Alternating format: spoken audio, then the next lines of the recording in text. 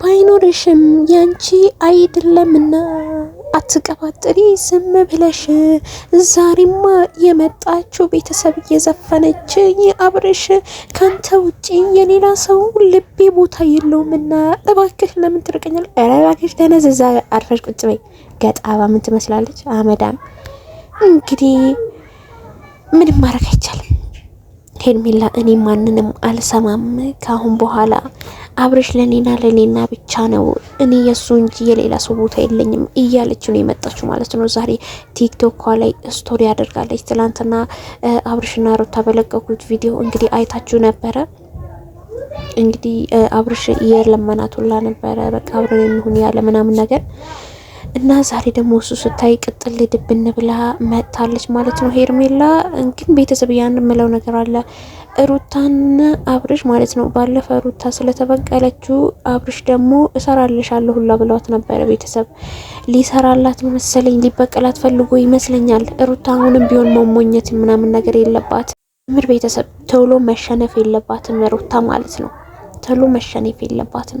እሺ ወይም ደግሞ በቃ የሆነ ነገር ወይ ሽማግሌ ልካ ምናምን ነገር ልኮ ምናምን የሆነ ነገር ወይ በቤተሰብ ዙሪያ ምናምን ነገር አድርጎ ምናምን ካልሆነ በስተቀር እሱ እንደዚህ ካረጋት እየተበቀልኩሽ ነበረ ብሎ ሊላት ይችላል። ከእሷ ጋር ከዚህ ጋር ተነጋግሮ ይመስለኛል። እኔ ሩታና አብርሽ እውነትም አንድ ላይ ሊሆኑ እውነት የለመናት አይመስለኝም። እውነት ከልቡ አይመስለኝም ይሄንን ነገር የሚያደርገው ማለት ነው። ስለዚህ ውሸቱን ይመስለኛል።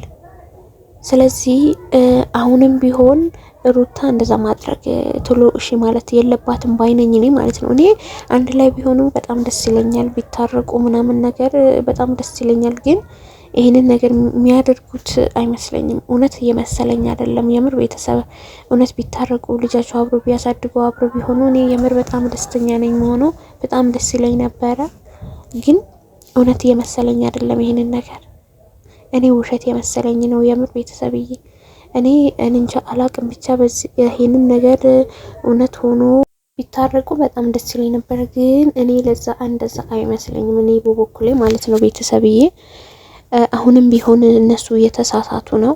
ይሄን ነገር እውነት እያደረጉት እውነት ነው ብዬ አላስብም። ድራማ ከሆነ እኛ ላይ ለምን ይጫወታሉ? ይንገሩን። ግን ውሸትም እውነትም የመሰለኝ ነው። በጣም እየከበደኝ ነው ያለው ማለት ነው አሁን ላይ ብቻ አላቅም። የምር በጣም ከባድ ነው ነገሩ ማለት ነው።